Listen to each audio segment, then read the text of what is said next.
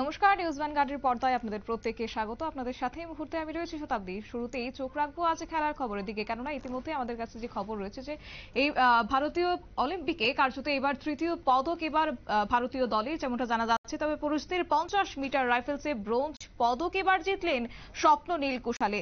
ভারতের পদক সংখ্যা ইতিমধ্যেই বেড়ে দাঁড়িয়েছে 3, এবং অন্যদিকেই বলতে পারি যে প্রথম ভারতীয় হিসেবে এবার রাইফেল 3 পজিশনের ফাইনালে এবার জায়গা করে নিয়েছে স্বপ্ননীল কুশালে। বিস্তারিত জানবো, আমাদের সাথে রয়েছে প্রতিনিধি বিপ্লব চন্দ্র।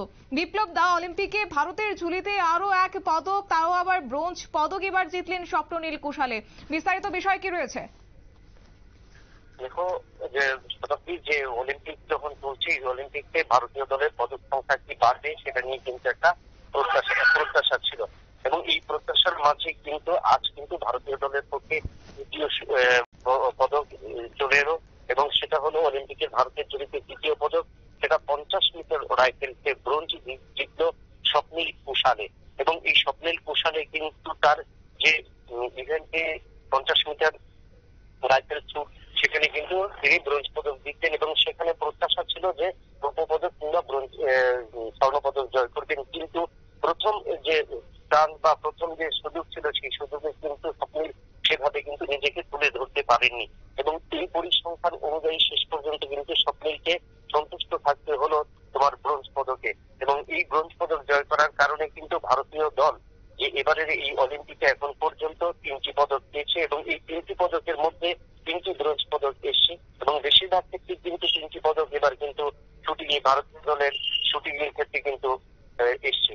এবং তাতে ভারতীয় দলের যে পদক সংখ্যা আশা ছিল, তাতে একটা ভালোভাবে দিক দেখা গেল। তবে আজকের এই খেলায় বা আজকের এই শুটিং এ 50 মিটার শুটিং এ স্বপ্নীলের ক্ষেত্রে, স্বপ্নীল যখন প্রথম রাউন্ড করেছিল, প্রথম রাউন্ডে 52.7 পয়েন্ট স্কোর করে, দ্বিতীয় ক্ষেত্রে স্কোর করে 52.2, এবং তৃতীয় যে শুটে তিনি স্বপ্নীলের সংগ্রহিত হলো 52.9, এবং এই ক্ষেত্রে ফাইনালে পৌঁছায়, এবং সেখানেও কিন্তু ভালো পারফরমেন্স করেছে, এবং সেই পারফরমেন্সটাই কিন্তু ধরে রাখার ক্ষেত্রে শেষ পর্যন্ত স্বপ্নীল কিন্তু ব্রোঞ্জ পদকে জিতলো, এবং ভারতীয় দলের হয়ে তৃতীয় পদক এলো ভারতের ঝুলিতে।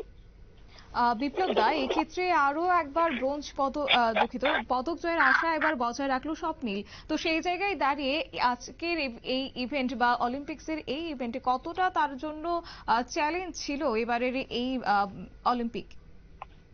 দেখো, ভারতীয় দল এবছর 117 জনের ভারতীয় অ্যাথলেটিক্স দল এবারের এই প্যারিস অলিম্পিকে অংশ নিয়েছে, কিন্তু আজ ষষ্ঠ দিন। কিন্তু ষষ্ঠ দিনের ক্ষেত্রে ভারতীয় দলের কাছে বড় একটা চ্যালেঞ্জ ছিল যে ভারতীয় দল কতটা পদক জয় করতে পারবে।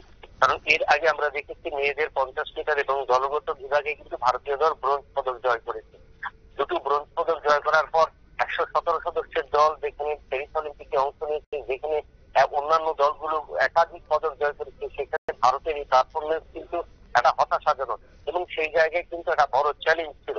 এবং সেই চ্যালেঞ্জে কিন্তু আজকে দাঁড়িয়ে স্বপ্নীল যেভাবে লড়াই করেছে, সেই লড়াইয়ের ক্ষেত্রে স্বপ্নীলের এই পদক ভারতীয় দলের ক্ষেত্রে পদক জয়ের ক্ষেত্রে কিছুটা প্রত্যাশা দিয়েছে। তবে সেই ক্ষেত্রে স্বর্ণ পদক কিংবা রৌপ্য পদক আসলে আরো সফল হতো বা সফলতা পাওয়া যেত, কিন্তু সেই ক্ষেত্রে ভারতীয় দলকে সন্তুষ্ট থাকতে হলো কিন্তু আজকে এই ব্রোঞ্জ পদকের মধ্যে দিয়ে। একেবারেই ধন্যবাদ বিপ্লব দা আপনাকে।